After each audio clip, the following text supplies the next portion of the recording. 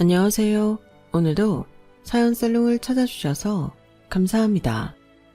저는 9살 딸아이를 둔 초등학교 교사입니다.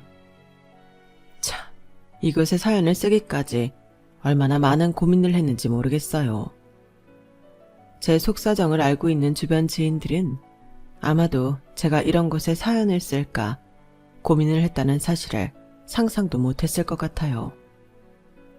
그만큼 남편과 시댁에 관련해서 표면적으로는 트러블이 별로 없었거든요. 남편에게는 형제가 위로 4살 많은 형 한 분밖에 없어서 남들이 흔히 겪는 시누이 문제도 없었고, 시부모님께서도 저를 워낙 딸처럼 예뻐하고 잘해주셨기 때문이었어요. 딱히 대단하게 잘해드리는 것도 없고 적당히 할 도리만 지켜서 하는데도 시부모님께서 저를 예뻐하신 데는 나름의 배경이 또 있는데요. 아주버님께서는 저희와 반년 정도 차이를 두고 먼저 결혼을 하셨어요. 꽤 오랜 시간 연애하고 결혼해서 평탄했던 저희와는 달리 아주버님과 형님은 시작부터 삐그덕댔어요. 형님 성격이 워낙 불같고 어디로 튈질 모르는 자유로운 성향이라 어머님 아버님이 마음에 들어하지 않으셨고, 그래서인지 저희에게 이목이 집중되지 않았어요. 시부모님께서 마냥 편하게 해주시는 분들은 아니었고, 연애할 때 시부모님께서 까탈스러운 면이 있다는 걸 알고 결혼을 조금 고민한 적도 있었지만, 막상 결혼을 하고 나니 저에게 한없이 상냥하게 대해주셔서 그게 조금 의문이었거든요. 그게 형님 덕분이었다는 사실은 조금 뒤늦게 알게 됐어요. 두 분께서 연애 시절부터 꽤 불같은 연애를 했다는 건 알고 있었지만 가까이서 지켜보니 꽤나 심각하더라고요. TV 프로그램에 나오는 자주 싸우고 헤어졌다가 다시 만나고 하는 커플들 보신 적 있으시죠? 제 주변에는 워낙 안정적으로 오래 연애하는 친구들만 있었다 보니 그런 건 지어낸 이야기거나 주변에서 볼 수 없는 먼 이야기인 줄로만 알았는데 아주버님네가 딱 그런 부부더라고요. 사실 말로만 들을 때는 그렇게 심각한 줄 몰랐어요. 하지만 어느 명절에 식구들이 다 같이 모인 자리에서 대판 싸움이 난 적이 있었어요. 사연은 아주버님께서 형님과 시부모님을 먼저 내려주고 주차를 하는 과정에서 착석이 조금 늦어주셨는데 그 바람에 형님 혼자 딸 밥을 먹이고 케어했다는 게 이유였어요. 안 그래도 편치 않은 시댁 식구들 사이에서 애 밥도 먹이고 본인 식사도 챙긴다는 게 생각보다 얼마나 정신없는 일인지는 저도 잘 알았지만 늦게 오고 싶어서 온 것도 아닌데다 늦어진 만큼 다른 식구들 식사 속도에 맞춘다고 빠르게 식사하신 걸 뭐라고 하니 저도 조금 과하다는 생각이 들더라고요. 하지만 선천적으로 분노 조절이 잘 안 되시는 건지 누가 말릴 틈도 없이 싸움은 커졌고 저는 깜짝 놀라우는 시조카를 제 딸과 함께 데리고 나가 자리를 잠깐 피해 있는 수밖에 없었어요. 한번 그 모습을 관람하고 나니 시부모님께서 왜 그렇게 형님을 싫어라 하는지 알겠더라고요. 충분히 납득할 만한 이유로 싸웠다고 해도 그런 거친 방식으로 어른들 앞에서 싸운다는 건 몰상식한 짓이었어요. 그런데 심지어 화난 이유가 납득도 안 갈 정도로 사소한 일이다 보니 제가 시부모님이라도 제 자식이 저런 사람과 결혼했다면 너무 싫을 것 같더라고요.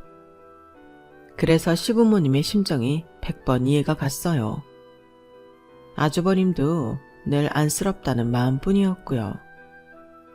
시댁은 가족 분위기가 워낙 좋고 끈끈했기 때문에 형님만 좋은 분이 들어왔어도 참 좋았겠다는 생각이 늘 들었죠. 그러다 시조카가 6살쯤 되었을 때 돌연 아주버님의 이혼 소식이 들려왔어요. 이혼이요?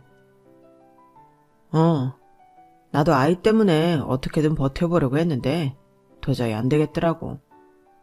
지금까지 버텨온 것만 해도 스스로가 대단하다고 느껴질 정도니까. 네, 걱정이 많으시겠어요. 일단은 홀가분해. 다행히 아이를 맡아 키우겠다는 욕심은 크게 없어서 아이는 내가 키우게 됐는데 혼자서 잘 키울 수 있을지 그게 걱정이야. 가끔 곤란한 일이 생기시면 맡아드릴게요. 저희 딸이랑도 워낙 둘이 잘 노니까 둘이 놀라고 하면 되죠. 그래주면 나야 고맙지. 평소에는 부모님한테 맡기라고 해.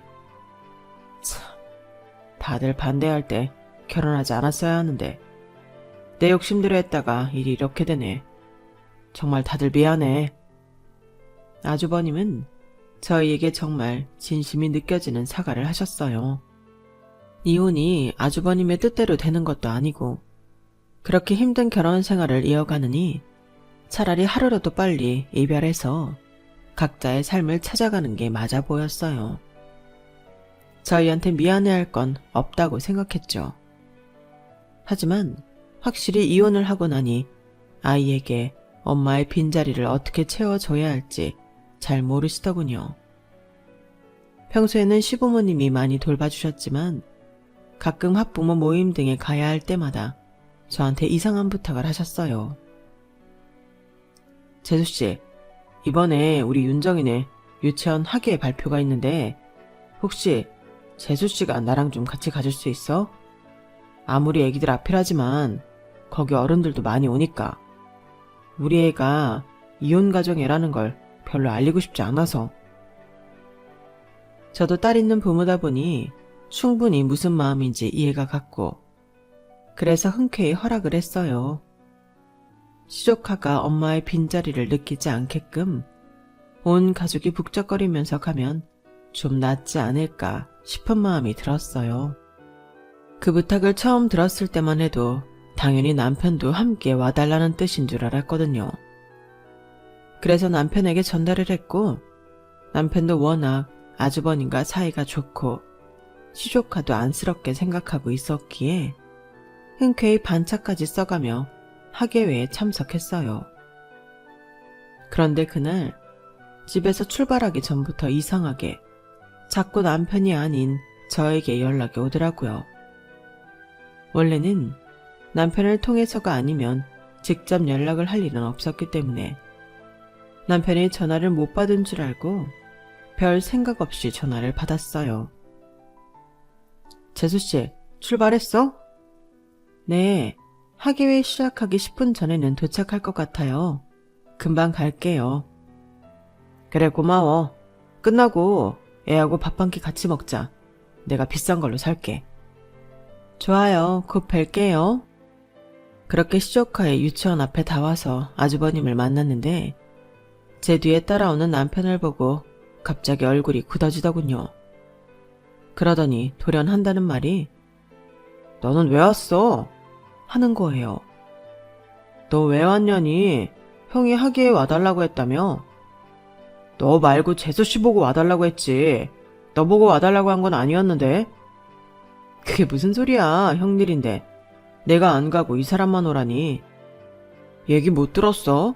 우리 윤정이 엄마 없는 거 티내기 싫어서 재수씨한테 부탁한 건데 네가 와버리면 어떡해. 아니 형, 그게 무슨 소리야. 그럼 지금 이 사람을 형 부인인 척, 윤정이네 엄마인 척 하라고 와달라는 부탁을 했다는 거야? 여보, 당신은 알고 있었어? 아니, 나도 몰랐는데. 엄마가 안 계시니 가족들이 북적거리게 와달라고 하신 줄 알았는데. 다들 생각이 있는 거야 없는 거야. 그럴 거면 내가 왜 굳이 재수씨한테 부탁을 했겠어? 내가 이런 부탁할 사람이 재수씨밖에 더 있냐? 아니 형, 이건 너무 뻔뻔한 거 아니야? 왜 형이 화를 내? 아무리 그래도 내 와이프를 형 부인인 척 하라고 불렀다고? 이건 내가 화내야 할 일 아냐? 나도 오죽했으면 이랬겠냐. 왜 내 마음은 아무도 몰라주는 건데? 아니, 그렇게까지 해서 뭐 어쩌겠다는 건데. 이 사람이 평생 형 부인인 척 따라다닐 수도 없는 노릇이고 이혼한 가정인 건 어떻게든 밝혀질 텐데 그게 숨긴다고 숨겨지는 문제야? 그럴 거면 차라리 재혼을 해. 그래. 나도 마음 같아서는 당장 재혼해버리고 싶지. 근데 어디 그게 사람 마음대로 되냐고. 그럼 내가 재혼할 때까지 재수씨 좀 빌려주든가. 내가 나조차고 이래? 애한테 상처 주기 싫어서 그러는 거잖아. 이혼 가정애가 편견에 얼마나 시달리는지 알잖아. 뭐 이런 경우가 다 있어. 어쨌든 나는 이 사람 혼자 못 보내. 엄연히 내 아내인데 형이 그런 의도인 거 뻔히 알면서 어떻게 보내라는 거야. 애가 쓸쓸해할까봐 그런 거면 우리 둘 다 갈게. 근데 윤정이 엄마인 척 하게 할 거면 절대 못 보내. 말 같은 소리래. 그렇게 유치원 앞에서 대판 싸운 뒤 아주버님은 결국 혼자 들어가는 것보다는 낫다고 판단을 하셨는지 마지못해 남편까지 참관하는 걸로 결정을 내리셨어요. 저도 정말 그 상황이 믿기지 않아서 얼떨떨하고 황당하더라고요. 사전에 그런 의도로 하는 부탁이라고 미리 들었어도 어이가 없을 마당에 그런 말은 한마디도 없다가 이런 식으로 다 와서 의도를 밝히는 것도 그렇고 그날 이후로는 여러모로 좀 묘하게 경계가 되더라고요. 그날은 남편이 앞에서 강하게 불쾌감을 드러내기도 했고 싸움 직전까지 갈 뻔한 걸 시조카 하나만 생각해서 어영부영 화해하듯 넘어갔어요. 그런데 시간이 좀 지난 뒤에는 아주버님께서 따로 사과 연락을 주시더라고요. 그때는 내가 너무 미성숙하게 부탁을 했지? 미안해. 윤정이를 힘들게 하고 싶지 않아서 나도 모르게 이기적인 부탁을 했던 것 같아. 형준이나 재수씨 입장은 전혀 고려도 하지 않았네. 다시는 그런 부탁하지 않을 거야. 그러니까 어색하게 지내지 말자. 네, 아주버님도 처음이니까 실수하실 수 있다고 생각해요. 이혼도 처음이시고 갑자기 이런 상황이 올 거라고 생각도 못 하셨을 테니까요. 사람이 너무 당황하면 그럴 수도 있죠. 저희는 괜찮아요. 그래, 나도 이 일로 재수씨랑 형준이랑 안 좋게 지내고 싶지 않아. 그땐 그게 정말 사소한 부탁이라고 생각을 했는데 다시 생각해보니까 아니더라고. 재수씨를 곤란하게 하는 건 물론이고 형준이한테도 너무 신뢰되는 행동이고 그래도 그렇게 이해해줘서 고마워.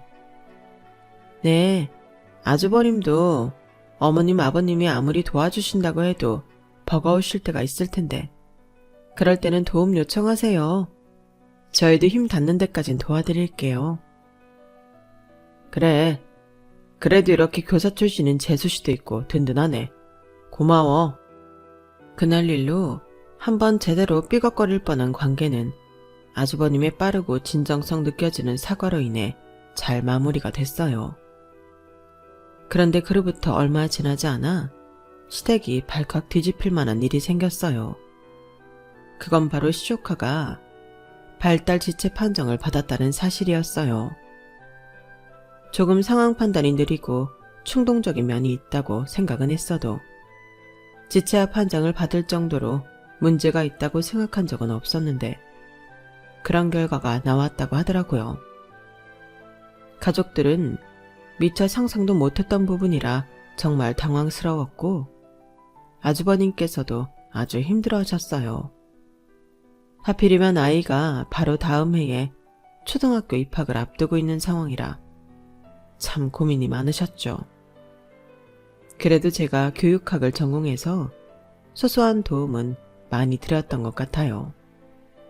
사실 저는 초등교육부터는 특수교육을 제대로 받는 걸 추천드렸는데 아주버님께서는 본인 욕심인지는 몰라도 적어도 초등학교까지만은 일반 아이들과 함께 어울리며 교육시키고 싶다고 하시더라고요. 같은 자식둔 부모로서 그 마음 충분히 이해가 갔지만 종종 못된 아이들이 장애 아동 친구들을 괴롭히는 모습을 봐온 저로서는 마음이 편치만은 않았죠. 어쨌든 아주버님은 시조카를 일반 초등학교에 진학시키기로 결정하셨어요. 그때만 해도 시조카의 초등학교 입학은 조금 먼 이야기였기에 그렇게 크게 와닿지는 않았어요. 그런데 시조카가 유치원 졸업을 앞두고 있을 때쯤 아주버님께서 갑자기 저희 집 옆 동네로 이사를 오시더라고요. 여보, 아주버님 왜 이렇게 우리랑 가까운 곳으로 이사 오신 거래? 당신이 오라고 했어? 아니, 내가 그런 소리를 뭐하러 해. 그냥 여기가 부모님 집이랑 더 가깝고 우리랑도 자주 볼 수 있을 것 같아서 왔다는데? 시댁과 가까워지는 거야 시부모님께서 시조카를 봐주고 있으니 이해는 갔지만 우리랑 더 자주 볼 수 있을 것 같아서라는 이유가 내심 마음에 가시처럼 걸리더라고요. 아주버님과 관계가 좋은 편인 건 맞지만 굳이 옆 동네로 이사까지 와서 교류할 정도는 아니라고 생각했거든요. 하지만 제 걱정과는 다르게 아주버님이 처음 이사를 오신 1년 동안은 전과 크게 달라질 건 없었어요. 이사를 왔다고 만나는 빈도수가 딱히 더 많아지지는 않았거든요. 원래도 아주버님이 이혼하신 후에 다른 가족에 비하면 시댁과 교류가 잦은 편이어서 여기서 더 교류가 많아지는 건 원치 않았던 저에게는 다행인 일이었죠. 아주버님이 아이 교육 문제로 많이 조언을 구하시긴 했지만 그 정도 도움은 얼마든지 드릴 수 있어서 괜찮았어요. 시조카가 유치원을 졸업하고 바로 초등학교에 보낼 줄 알았던 아주버님은 의외로 아이를 홈스쿨링을 시킬 생각을 하시더라고요. 홈스쿨링이 흔하지는 않다 보니 제 인맥을 총동원해서 특수교육 전공자인 대학 동기를 소개시켜줬어요. 다행히 그 친구가 조카랑 합이 잘 맞았는지 만족도가 높으시더라고요. 재수씨, 정말 고마워. 소개시켜준 선생님 정말 괜찮으시더라. 나 혼자 알아봤으면 이렇게 좋은 분 못 찾았을 텐데. 재수씨한테 신세를 많이 져서 어떡하지? 신세는요, 가족끼리 도와드릴 수 있는 건 도와드려야죠. 아주버님께선 눈물까지 글썽이며 고마워하셨고 그 모습을 보니 나름대로 뿌듯하더라고요. 그렇게 시조카는 2년 정도 홈스쿨링을 했어요. 저희 딸이 유치원을 졸업할 때까지요. 아유, 우리 소라도 드디어 유치원을 졸업하네. 세월이 얼마나 빠른지 몰라. 소라야, 졸업 축하한다. 애 유치원 졸업식까지 다 와주시고 감사해요, 아주버님. 아유, 누구 따님인데 당연히 와야지. 아주버님께서 굳이 소라 유치원 졸업식까지 참석을 하시겠다고 오셔서 얼떨결에 시댁 식구들이 전부 모이게 됐어요. 오랜만에 본 시조카는 어릴 때 전혀 티가 안 났던 것과는 달리 말투나 행동 등에서 조금씩 발달 지체아이의 모습을 보이더라고요. 그 모습을 보니 같은 자식 가진 부모로서 마음이 찡했어요. 안타까운 마음에 한참 시조카에게서 눈을 못 떼고 있는데 갑자기 아주버님이 그러시더군요. 우리 윤정이도 이제 많이 컸지? 네, 정말 시간이 빠르네요. 완전 아기였는데. 안 그래도 내년에는 윤정이를 정말 학교에 보낼까 생각 중이거든.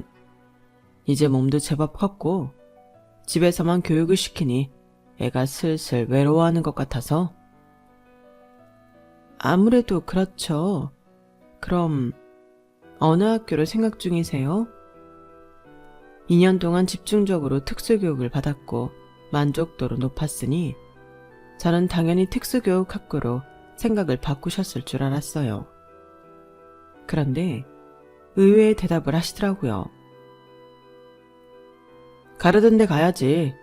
재수씨가 근무하고 있는 땡땡 초등학교로. 네? 저희 학교로요? 우리 동네에서도 워낙 가까워서 지망하면 다닐 수 있겠던데. 그리고 소라도 그 학교로 갈 거 아니야? 유치원 때 친구들은 이미 학년 다 올라가 있을 텐데 한 명이라도 아는 얼굴 있는 학교로 가는 게 낫잖아. 안 그래? 제가 다니는 초등학교는 사립초등학교라 지원을 하면 추첨을 하는데 당첨될 확률이 5분의 1 정도 됐어요. 하지만 그건 일반 학생들의 이야기였고 특수교육 대상 학생들을 뽑는 인원수에 비해 지원하는 인원이 적어서 확률이 더 높았을 거예요. 저희 딸과 시조카가 딱 2살 차이가 났는데 제가 딸에게 사촌 언니는 아프니까 잘해줘야 한다고 가르쳐 놨거든요. 그래서 둘은 가끔 만나도 사이가 무척 좋게 지냈고 특히 시조카가 우리 딸을 많이 좋아했어요. 사실 학교 선생하면서 이런저런 케이스를 많이 봐온 저로서는 딸에게 딱히 아픈 친구를 떠맡아야 한다는 부담감은 주고 싶지 않더라고요. 아무리 아프지 않은 정상인이라고 해도 초등학생 역시 보호받아야 할 아이잖아요. 그런 아이에게 아픈 친구를 맡겨버리면 아이가 스트레스 받고 우울해하더라고요. 저희 학교에도 그런 지체아 친구를 선생님 혼자 케어하기 힘드니 반장한테 맡겨버렸던 경우가 있었는데 반장이 너무 힘들어해서 학부모들이 찾아온 적도 있었어요. 그런데 하필이면 딱 2년. 저희 딸과 시조카가 나이 차이가 나는 기간 동안만 홈스쿨링을 시키고 저희 딸이 초등학교 입학하는 시기에 맞춰 같이 학교를 보내겠다고 하니 기가 막히더라고요. 그래서 아이를 근처 공립초등학교에 보내야 하나 고민까지 했었어요. 사실 저는 제가 근무해서 그런 것도 있지만 제가 근무하는 학교가 워낙 교내 분위기가 괜찮은 편이라 이 학교에 아이를 다니게 하고 싶었거든요. 소위 말하는 껄렁한 아이들도 없었고 문제아라고 해봐야 다른 학교에 비하면 약한 수준이었어요. 그래서인지 학부모들에게 꽤 인기가 있는 학교였거든요. 몇 날 며칠을 골머리 썩혀가며 고민해봤지만 시조카와 같은 학교에 다니게 하고 싶지 않다는 이유만으로 제 딸이 더 좋은 학교를 다니지 못하는 건 그것대로 억울하더라고요. 남편과 약간 의논을 한 끝에 저희 딸은 원래 계획대로 제가 다니고 있는 초등학교로 오게 됐어요. 이러면 안 되지만 내심 시조카는 추첨해서 떨어졌으면 하는 마음이 생기더라고요. 하지만 그의 경쟁률이 2대1도 안 되더라고요. 그 바람에 시조카도 저희 학교에 다니게 됐어요. 작은 엄마다! 작은 엄마다! 쉿! 윤정아, 학교에서는 선생님이라고 불러야 돼. 알았지? 우와, 선생님? 작은 엄마 선생님? 막상 입학식 때 저를 가리키며 반갑게 손을 드는 시조카를 보니 내심 미안한 마음이 들더라고요. 많은 아이들 사이에 있으니 더욱 튀어 보이는데 저조차도 없는 낯선 학교에 혼자 떨어져서 다녔을 걸 상상하면 아주버님 마음이 어땠을지 상상도 안 가더라고요. 윤정아, 혹시 학교 다니면서 무슨 일 생기면 꼭 작은 엄마한테 말해. 알았지? 작은 엄마가 선생님이니까. 윤정아, 대답해야지. 선생님이 물어보잖아. 네.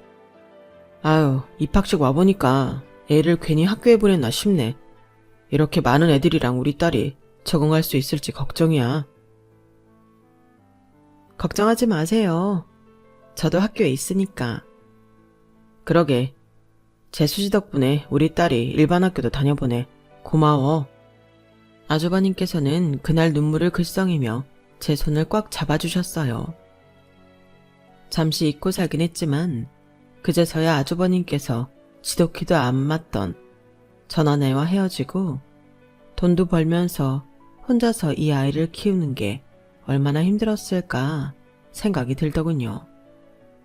어차피 저한테 따로 맡기는 것도 아니고 아무리 제가 이 학교 선생님이라도 가족관계로 얽힌 시조카나 딸은 저희 반 학생으로 배정될 수 없어서 너무 큰 부담감은 내려놓기로 했어요. 제가 괜히 서서 부담을 느끼는 바람에 안 좋은 생각을 한 것 같은 느낌이었거든요. 본격적으로 새 학기가 시작되면서 당연히 조카와 제 딸은 저와는 각각 다른 반으로 흩어졌어요. 그래도 시족한의 반은 그렇게 멀지 않았는데 딸은 아예 저와 정반대편 교실로 떨어져서 학교에서는 딸을 잘 만나지 못했어요. 가끔 몇몇 반에 있는 시조카만 가끔 잘 다니고 있나 들여다보는 정도였고 제 과목 담당 수업일 때만 애들을 겨우 볼 수 있었어요. 소라야, 학교 생활은 어때? 친구들은 많이 사귀었어? 재밌는 친구도 많고 담임 선생님도 완전 좋아. 그래? 다행이네. 다행히 제가 신경 쓰지 못한 것에 비해 딸은 만족하면서 학교를 다니는 모양이었고 그 뒤로는 크게 신경을 안 썼어요.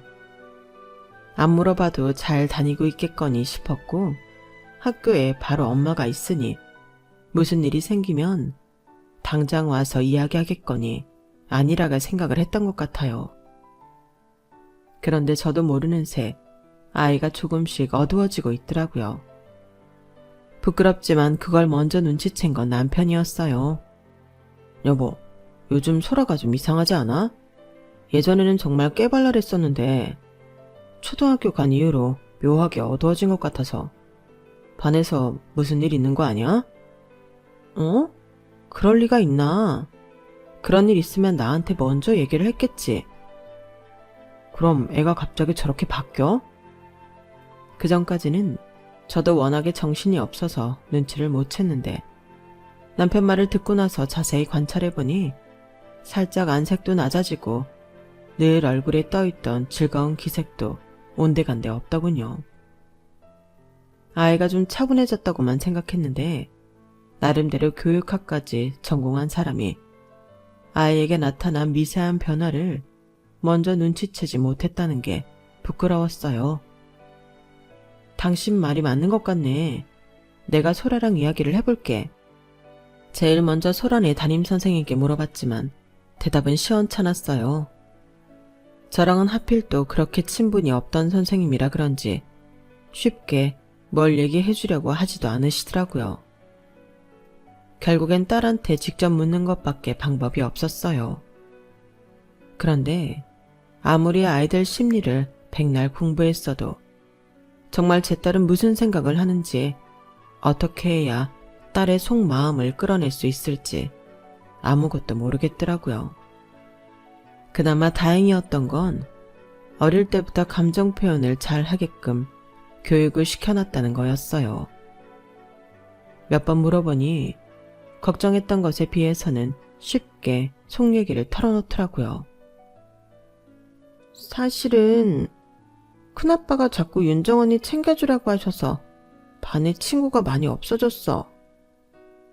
뭐라고? 그게 무슨 소리야? 다른 친구들이랑 놀고 싶어도 큰아빠랑 할머니 할아버지가 윤정이도 데리고 가라고 하고 근데 다른 친구들은 언니를 별로 안 좋아해서 내가 자꾸 윤정 언니도 껴달라고 하니까 이제 나한테도 놀자고 안 하는 것 같아. 우려했던 일이긴 했지만 막상 현실로 닥쳐오니 정말 경악스럽더라고요. 게다가 아주버님께서 저한테는 의외로 전혀 푸시를 안 하셨거든요. 그런데 저도 모르는 새 뒤에서 시부모님까지 합세해 애한테 그런 강요를 하고 있었다고 생각하니 끔찍했어요. 저희 딸이 느끼고 있었을 부담감이 정말 컸겠다 싶었어요. 어른도 지체아동을 맡으면 부담되고 힘든데 그걸 저희 아이에게 기댔으니 아이가 그동안 얼마나 혼란스럽고 힘들었을지 안쓰럽고 미안했어요. 그래서 당장 아주버님께 전화를 했죠. 아주버님, 소라한테 윤정이 좀 데리고 다니라고 시키셨다면서요? 어? 시키긴 뭘 시켜. 사이좋게 지내라고 한 거지. 소라랑 윤정이는 엄연히 반도 다르고 사귀는 친구도 다른데 소라한테 윤정이를 챙기라고 하면 어떡해요. 꼭 같이 반이어야만 친군가. 그 나이 땐 다 같이 어울려서 같이 좀 놀 수도 있지. 왜 그렇게 예민하게 반응해, 재수씨? 내가 내 딸이랑 좀 놀아달라고 한 게 그렇게 큰 죄야? 그것도 어느 정도 적당히 하셔야죠. 소라도 애예요. 윤정이 챙길 만큼 성숙하지도 않고 어른도 아니라고요. 앞으로는 저희 딸한테 이런 무리한 요구 안 해주셨으면 좋겠어요. 와, 재수씨. 그렇게 안 봤는데 정말 냉정하다. 그럼 우리 딸은 혼자 있으면 아무도 안 다가오는데 이대로 살라고? 내 딸이 학교폭력 당하고 우울증에 빠져야만 그때 챙겨줄 거야?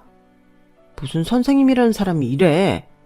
아무리 장애하라지만 그래도 본인 족하면 좀 애틋한 마음이 있을 줄 알았는데 참 너무하네, 재수씨. 말씀을 그렇게 극단적으로 하실 것까지 있어요? 저도 나름대로 염려반이라 윤정의 애들이랑 잘 지내고 있는지 오며 가며 살피고 있었어요. 사실요, 저는 저희 반 애들 챙기기도 골머리가 아파요. 그래도 아주버님 생각해서 윤정이 살뜰히 챙기고 있었다고요. 그런데 어떻게 저희 애한테까지 그런 걸 강요하세요? 그런 건 어른인 저한테 하셨어야죠. 아니, 어린이 챙기는 거랑 같은 애가 챙겨주는 거랑은 또 다르잖아, 재수씨. 안 그래? 챙겨주는 어른이 있는 거랑 같이 놀아주는 친구는 따로라고. 그럼 적어도 같은 반 친구한테 부탁하셨어야죠. 애가 아직 어리다고요. 왜 반도 먼 제 딸한테 부탁하시냐고요. 재수씨, 적당히 해. 이거 교사로서 완전히 부적절한 발언 아니야? 아무리 자기 딸이 더 소중해도 그렇지 어떻게 이렇게까지 해?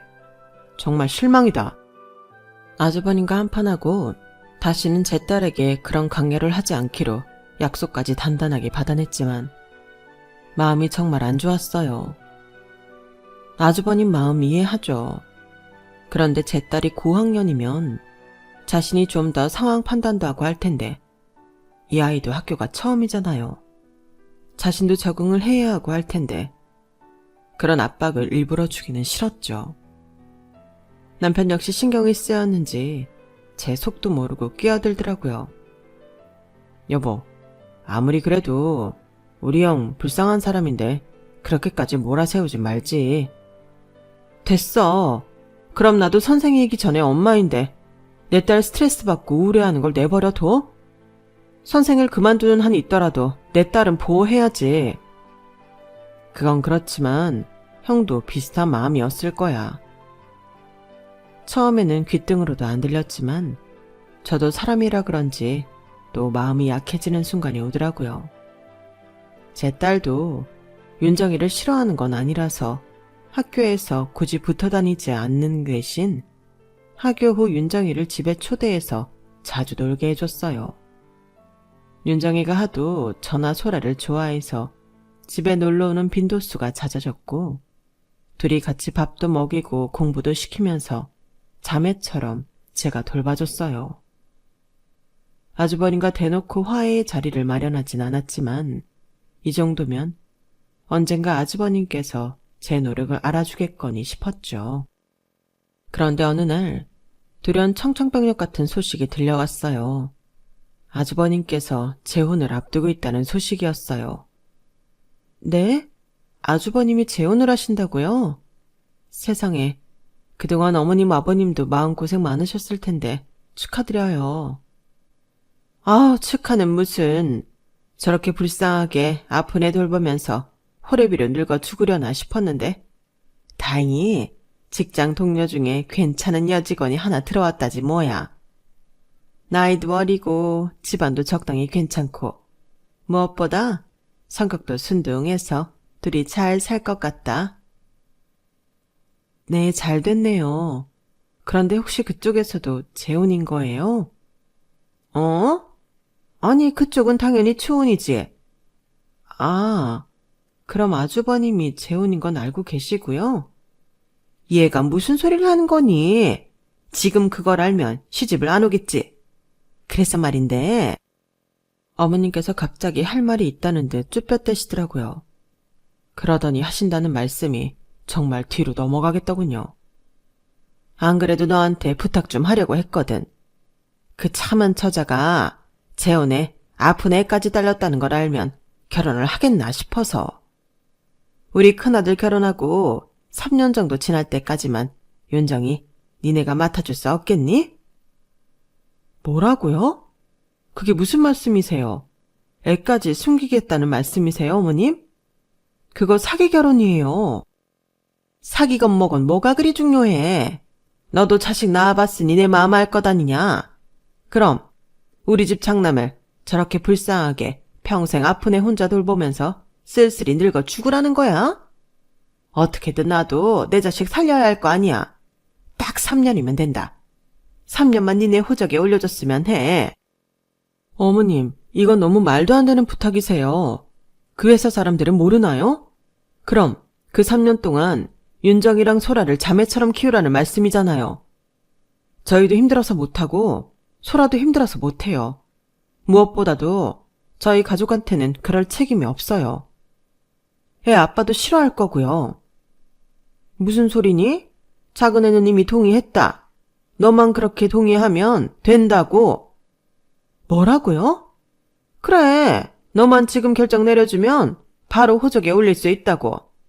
3년 만에 키우는 김에 같이 키우면서 숨겨달라는데 그게 그렇게 어려워? 네, 어려워요, 어머님. 막말로 두 분 사이에 아이라도 생기면요. 3년 뒤에 윤정이 다시 데려간다는 보장이 있어요? 평생 저희 집에 떠맡기고 아주버니만 새 출발하실지 누가 알아요? 아, 제발 좀. 힘들면 내가 도와줄 테니까 징징대지 말고 그렇게 좀 하자. 우리 집 장남이 새 인생 살겠다는데 앞길 막는 일은 없어야 하지 않겠니? 뻔뻔함의 끝에 말문이 턱 막히더군요. 그동안 아주버님이 해온 몰상식한 행동들도 다 아픈 아이둔 아빠니까 그럴 수 있다며 참아왔는데 어머님까지 이러시니 정말 참을 수가 없었어요. 우선은 남편에게 먼저 따져 물었어요. 남편이 이 멍청한 제안에 동의했다는 사실이 너무 배신감 들고 충격이었거든요. 그런데 남편은 듣도 보도 못했다는 얼굴을 하더군요. 무슨 소리야? 윤정이를 우리 호적에 올린다고? 그게 무슨 말 같지도 않은. 남편의 반응을 보아하니 어머님께서 저를 먼저 동의를 구한 후 남편을 설득하는 게 빠르다고 판단하셨던 모양이었어요. 남편이 정말 동의를 했다면 남편과의 관계까지 다시 생각해 볼 뻔했는데 그건 아니라서 다행이었죠. 그런데 그 다음부터 정말로 전쟁 아닌 전쟁이 시작됐어요. 윤정이가 저희 집에 자주 놀러오는 걸 빌미로 아주버님과 어머님, 아버님께서 윤정이를 저희 집에 방치하기 시작했거든요. 매번 전화해서 이제 데리고 가시라고 해도 나중에는 급기야 제 전화까지 안 받더라고요. 남편도 남편대로 당황스러우니 시댁 식구들과 싸우기 시작했지만 시댁에서는 콧방귀도 안 꼈어요. 그리고는 몰상식한 행동을 서슴지 않더군요. 그중 가장 기억에 남는 건 퇴근하고 돌아오니 집 앞에 큰 택배 박스가 여러 개 쌓여 있더라고요. 뜯어보니 윤정이가 입던 옷들과 책 등등 아이가 쓰던 물건들이었어요. 화가 나서 시댁에 전화하니 아주버님이 무사히 결혼을 하려면 집에 애가 있는 흔적을 남기면 안 된다는 말씀만 하셨고 아주버님 댁에 있던 애 물건들을 싹 다 저희 집에 배송시켜 놨더군요. 결혼만 하면 나중에 꼭 보답할 테니까 협조 좀 해라. 상대를 속이고 아들을 결혼시키려는 것부터가 제정신이 아닌 발상인데 갈수록 비상식적인 일들을 하시니 저도 정말 머리 끝까지 화가 나더군요. 딸 키우는 입장으로서 누군지는 몰라도 어느 집 귀한 딸을 이런 끔찍한 집안에 시집오게 내버려둘 수는 없겠더라고요. 그동안 아주버님과 윤정이가 불쌍하다고만 생각해서 나름대로 최선을 다해 잘해줬는데 그 마음이 온통 짓밟힌 느낌이었어요. 그래서 여러 사람 살릴 겸 제대로 된 복수를 시작해야겠다고 생각이 들었죠. 어머님, 생각해보니 어머님 말씀이 맞는 것 같아요. 아주버님 그동안 힘들게 결혼 생활하셨는데 이제 좋은 배우자 만나셔야죠. 어머님 말씀대로 할게요. 어머나 정말이니? 그래, 너도 자식 가진 부모니까 내 마음은 금방 이해할 거라고는 생각했다. 그런데요, 아주버님 만나신다는 여자분은 정말로 괜찮은 분 맞으세요? 자네 형님이 워낙 드셌다 보니 걱정이 돼서. 같은 여자로서 한번 만나보고 싶은데. 그래? 하긴 네가 선생이니 심리학도 공부했을 거고 사람 보는 눈이 좀 있기는 하겠다. 안 그래도 상견례 날짜가 잡혔거든. 우리끼리만 가려고 했는데 그때 너네도 올래? 어머, 그럼요. 당연히 가야죠. 그래. 애들은 어디 맡기고 둘이 와서 한번 인상이나 어떤지 봐봐.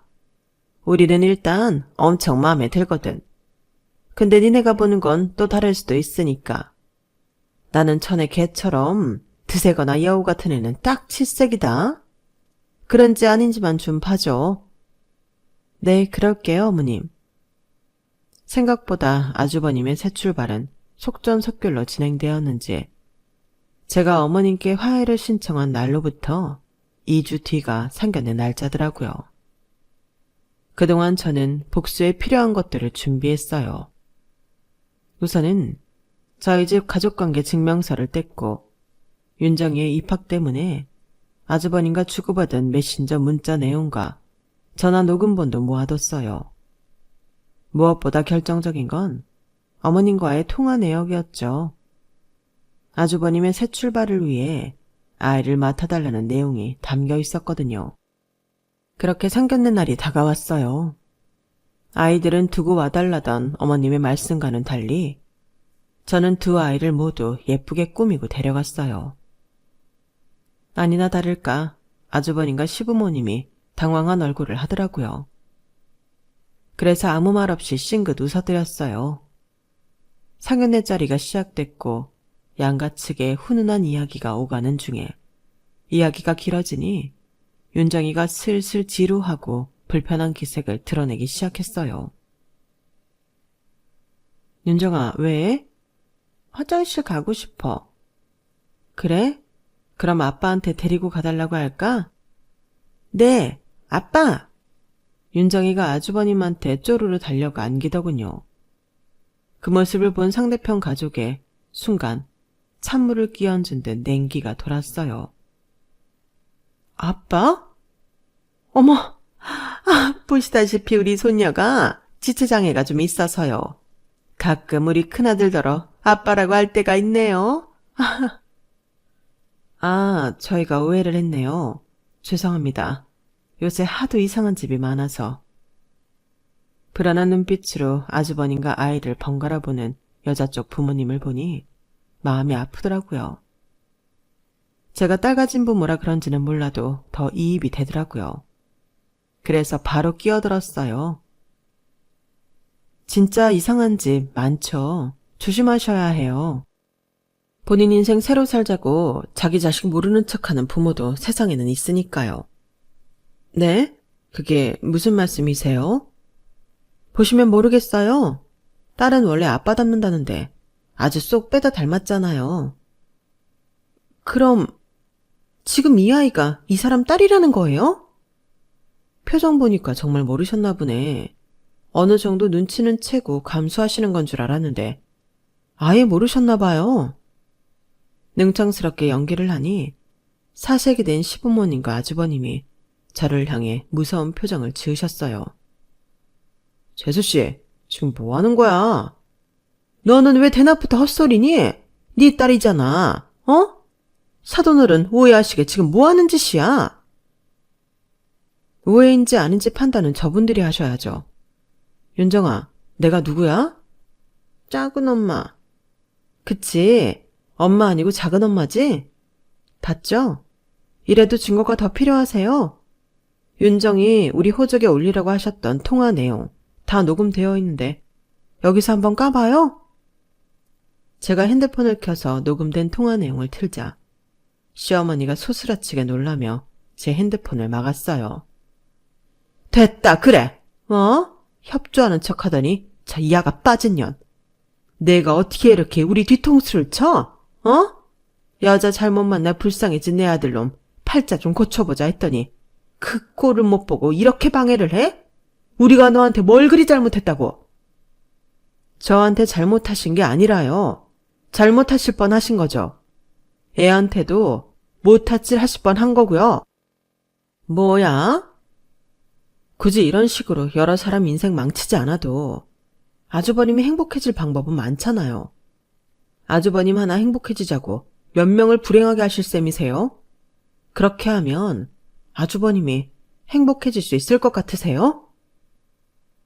시어머님께서는 뒷목을 잡고 쓰러지셨고 상대쪽 부모님께서는 화가 나셔서 벌떡 일어나셨어요. 아니, 지금 초혼이 아니라는 것만 해도 기가 막힌데 아픈 딸을 버리고 우리 딸이랑 아무 일도 없었던 척 결혼하려 했다는 거야? 뭐 이런 인간이 다 있어. 장인어른 잠시만요. 제가 다 설명할게요. 설명은 무슨 설명? 아무 말도 듣기 싫으니 우리 가족 앞에 꼴도 보이지 말게. 인격적으로 대해주는 건 지금이 마지막이야. 다시 우리 눈에 띄면 자네는 정말로 죽을 줄 알아. 알겠나? 예비장인께서 불같이 화를 내시고는 예비장모와 딸을 데리고 나가버리셨어요. 그러게, 왜 그렇게 무리한 요구를 해? 처음부터 속이지 않고도 형을 선택해줄 사람을 만나. 싸해진 분위기 속에서 남편은 혹여나 저에게 불똥이 튈까봐 아주버님께 한마디 하고는 저를 황급히 데리고 나왔죠. 집에 도착한 뒤늦게 정신을 차린 시어머니께서 제게 전화로 폭언을 쏟아부었지만 남편이 중간에서 잘 막아줬어요. 당분간은 시댁에 얼씬도 하지 말라는 말에 오히려 좋더군요. 그동안 제게 좋게 대해주셨기에 그런 분들일 줄은 꿈에도 상상 못했는데 본인 자식 인생이 걸리니 어쩜 저렇게 양심이 없으신지 정말 놀라울 지경이더라고요. 지금은 시댁과는 거의 연을 끊다시피 했는데 덕분에 시조카를 더 신경 쓸 필요도 없어져서 차라리 편하네요. 하지만 윤정이는 아직 보고 싶습니다. 아이는 잘못이 없지만 괜히 교류했다가 시댁과 다시 엮이기는 싫어요. 그로부터 한참 뒤 여자 쪽 가족에서 어떻게 알고는 따로 연락이 왔어요. 딸 인생을 구해줬다면서 사례금 300만 원까지 안겨주시더군요. 집안이 여유가 있는 집이라더니 정말인 모양이었어요. 그러려고 한 일이 아니라서 한사코 거부했지만 그래도 딸 인생을 구해준 값이라 하면서 싸게 친 거라며 기어이 돈을 보내주시더군요. 처음에는 얼떨떨했지만 그냥 기분 좋게 받기로 생각하고 남편과 딸과 함께 갈 가족 여행을 예약했네요. 하긴 저만 해도 제 딸 인생에 골로 갈 뻔한 걸 구해줬다면 300만 원이 아까웠을까 싶더라고요. 내일 가족 여행을 가면 시댁과 함께 갔기에 저희 가족끼리는 가는 여행은 처음이라 설레래요. 애초에 시부모님께서 과한 욕심만 안 부리셨다면 이런 일도 생기지 않았을 텐데 늘 자식이 얽히면 과한 욕심을 부리는 부모 때문에 평화로웠던 가정마저 깨지는 것 같아요. 저도 제 딸 열심히 똑바로 잘 키워보겠습니다.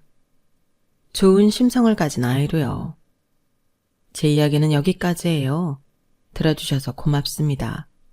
항상 건강하시고 행복하세요. 여러분, 사연 댓글에 응원과 현명한 조언 부탁드려요. 좋아요와 구독은 저에게 큰 힘이 됩니다. 오늘도 좋은 일 가득하세요.